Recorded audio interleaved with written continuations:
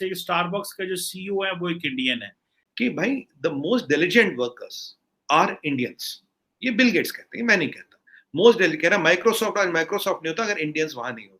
अब आप दूसरी बात देखिए, आप यूएस में किसी से भी बात करिए, अगर आपको सीईओ बनाना है, सीएफओ बनाना है, सीएक्सओ बनाना है, चीनी पे भरोसा कोई नहीं करता सर, क्योंकि उसे पता हो आज नहीं तो कल या तो आईपीआर चुराएगा या डाटा चुराएगा या चाइना भाग जाएगा, उस पर भरोसा नहीं है। हिंदुस्तानी पे आंख बंद करके भरोसा, और हिंदुस्तानी ने आज तक किसी को धोखा नहीं दिया।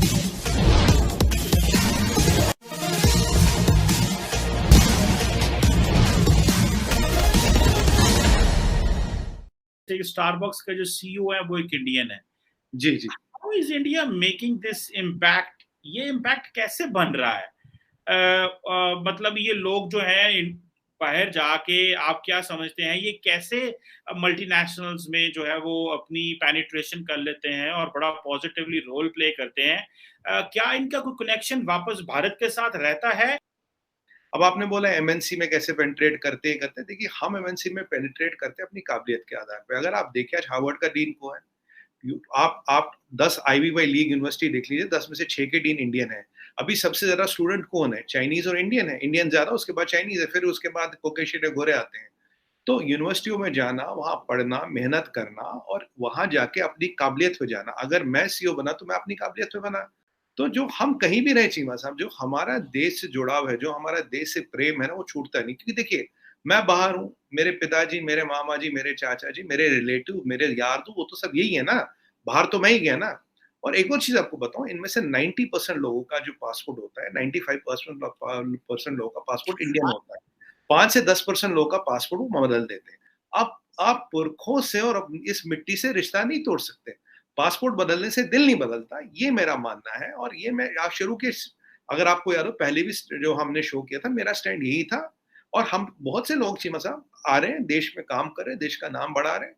और ये हमारा रिलेशन है, बहुत अच्छा रिलेशन, हमारे ब्रांड एम्बेसडर्स। अगर आप देखें अमेरिका में सबसे बड़ा डायस्पोरा हमारा है, और सबसे सक्सेसफुल डायस्पोरा हमारा, सबसे ज्यादा पर कैपिटा इनकम वाला डायस्पोरा है, सबसे ज्यादा कंट्रीब्यूटर हमारे। अगर आज एडोब का सीईओ हमारा है, उसके पिताजी तो वहां के बोर्ड ऑफ डायरेक्टर्स में नहीं है। सुंदर पिचाई जी के पिताजी नहीं थे, सत्या नडेला के पिताजी नहीं थे। ये जो भाई साहब अभी स्टारबक्स में सीईओ बने, इनका कोई मामा जी वहां कहीं बोर्ड में नहीं था। तो ये अपनी मेहनत से, अपनी काबिलियत से बने। और चीमा साहब एक आपको बताऊं, अगर आप यूएस में, यूरोप में काम करेंगे तो वहां काबिल लोगों की कमी नहीं है। There is a very high competition there. So if you have stand out amongst the masses and you become a CEO, it is based on your sheer competence. Because वहां ना लोगों की कमी है, ना काबिलियत की कमी है, ना ये बड़ी बड़ी यूनिवर्सिटियों से एमबीए करे हुए लोगों की कमी है। वहां किसी चीज की कमी है नहीं। हमारी काबिलियत, हमारा डेडिकेशन बाकियों से ज्यादा है। हम काम को काम की तरह नहीं करते। We consider work is worship. ये हमारा स्वाभिमान, हमारे पहचान, हमारा अभिमान है हमारा काम। We take work as work. मतलब हम इसको ना सर पे लेके चलते हैं कि भाई ये जैसे हम सर पे पगड़ी होती है ना, चीमा साहब कहते हैं पगड़ी इज्जत होती है, वैसे ही हमारा काम है। हम नौकरी के लिए काम नहीं करते। ठीक है यार, नौकरी करनी है, 4 पैसे उठाने सन्नू की, वो तरह का एटीट्यूड हमारा नहीं होता। And that is the reason of our success. We gel with the local communities, we gel with the local environment. वहां रहते हुए भी हम अपना कल्चर प्रोटेक्ट कर पाते हैं। We are able to protect our culture and our heritage. So we are a very good workforce. अगर आप बिल गेट्स की बात कहें, मैं आपको बताऊं, यहाँ एक बिल गेट्स का आपको एक I tell you statement from Bill Gates. He says कि भाई the most diligent workers are Indians. ये बिल गेट्स कहते हैं, मैं नहीं कहता। मोस्ट कह रहा माइक्रोसॉफ्ट, आज माइक्रोसॉफ्ट नहीं होता अगर इंडियंस वहां नहीं होते। अब देखिए चाइनीज जाते हैं कहीं पे भी, आपने देखो यूएस में, जर्मनी में आपके तो चाइना टाउन बना लेते हैं। हर जगह एक चाइना टाउन, वो छोटा मिनी चाइना बनाते हैं। चिंगमोंग, हांगकांग, नूडल वूडल ये सब, और अंदर उनकी सल्तनत चलती है। अब इंडिया टाउन आपको कहीं नहीं दिखेगा। इंडियन जो कम्युनिटी उसमें साथ घुल मिल के रहेगा। हमारा मंदिर भी होगा बट टाउन नहीं होगा, पहली बात। अब आप दूसरी बात देखिए, आप यूएस में किसी से भी बात करिए, अगर आपको सीईओ बनाना है, सीएफओ बनाना है, सीएक्सओ बनाना है, चीनी पे भरोसा कोई नहीं करता सर, क्योंकि उसे पता हो आज नहीं तो कल या तो आईपीआर चुराएगा या डाटा चुराएगा या चाइना भाग जाएगा, उस पर भरोसा नहीं है। हिंदुस्तानी पे आंख बंद करके भरोसा, और हिंदुस्तानी ने आज तक किसी को धोखा नहीं दिया।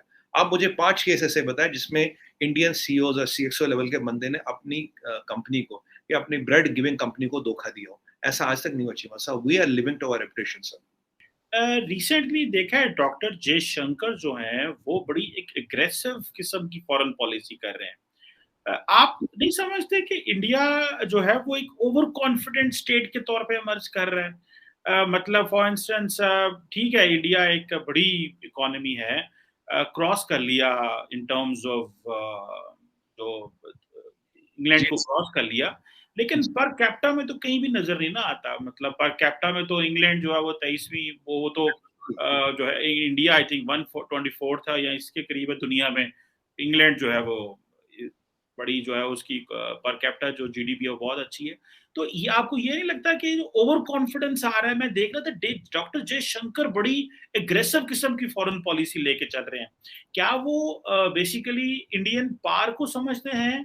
प्राइम मिनिस्टर मोदी उनको कहते हैं कि जरा एग्रेसिवली बात करें, और या क्या आप समझते हैं कि ओवरऑल इंडिया का जो एक ग्लोबल स्टेचर बढ़ता जा रहा है उसकी वजह से इंडियन जो सरकार है उसके अंदर एक आ रहा है कि भाई जरा थोड़ी सी ना दबा के बात करो, शायद इससे हमारा एक और इम्प्रेशन निकलेगा। इसके बारे में भी थोड़ा मैं बताएं।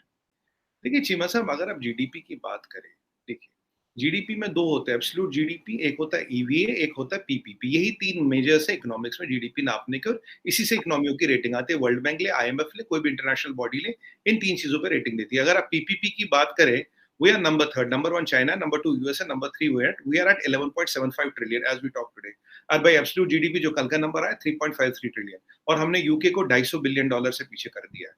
पीछे जब 2019 में आगे गए थे, थोड़े मार्जिनल गए थे, आज काफी गए। PPP is a more logical manner of judging your GDP is because how much your money can buy. PPP is a measure of how your money can buy. अगर हमने भी 13.5% का क्वार्टर ऑन फर्स्ट क्वार्टर में growth दिखाया तो हमारा EVA भी 12.5% था। Now if you combine PPP, if you combine GDP and EVA, we are fantastically doing well. And now let me take you to another aspect. If you look at the foreign exchange reserve, that is third highest in the world. If you look at the inflation, our inflation is lesser than the United States of America. If you look at our economic outlook, by the end of the year, we'll do 7.5%. Next year, we'll do 6 to 7.5%. आप इसको America, China, Germany, Japan की से भी compare करें। और जो हमारा UK को ब्रेक करना था ना रिकॉर्ड साहब, ये 5 साल बाद होना था, हमने अभी कर दिया। और 2028 तक will be number third by GDP and number third by PPP. ये भी आज आपको कमिटमेंट दे देता हूँ। So when we look at the numbers, तो these are the numbers which do matter. हाँ, आपकी आबादी ज्यादा होगी तो पर कैपिटा आपकी कम होगी, बट पीपीपी आप हमारा कंपेयर करिए यूके के साथ, कहीं भी यूके खड़ा नहीं होता।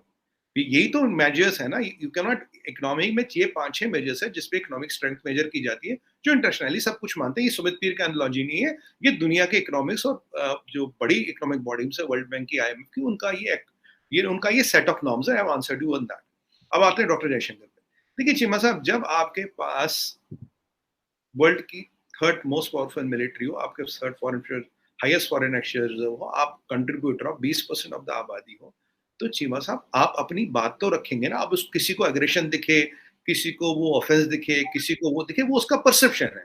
परसेप्शन का इलाज हमारे पास नहीं है। हम अपनी बात रखें। मैंने आपको पहले भी कहा था सर, ना हम नजर झुका के बात करते हैं, ना नजर उठा के बात करते हैं, बल्कि आंख से आंख मिला के बात करते हैं। जो हमारा स्टैचर दुनिया में, उसके हिसाब से, उसकी औकात में रह के, उसके रुतबे पे बैठ के हम वैसी बात करते हैं। अगर ये चेंज हुआ, इंडिया बदला हो, इंडिया, हाँ, ये मोदी जी की रोबस्ट फॉरेन पॉलिसी है। Doctor Jaishankar is brilliant at his work. I am saying he is the one of the, he is so far the best foreign affairs minister we had, उसमें कोई शक नहीं। मैं क्या, पूरी दुनिया मानेगी, मेरी औकात क्या, मैं उन पर कमेंट करूं, but this is a fact of life. और मोदी जी की फॉरेन पॉलिसी आप देखते हैं, हमारी दोस्ती इजराइल से भी है, पैलेस्टीन से भी है, यूएई से भी है, सऊदी अरब से भी, ईरान से भी, राइट। तो I2U2 में 4 कौन कंट्री आई है, ये आपको पता, ये भी पैरा अलायंस बना है।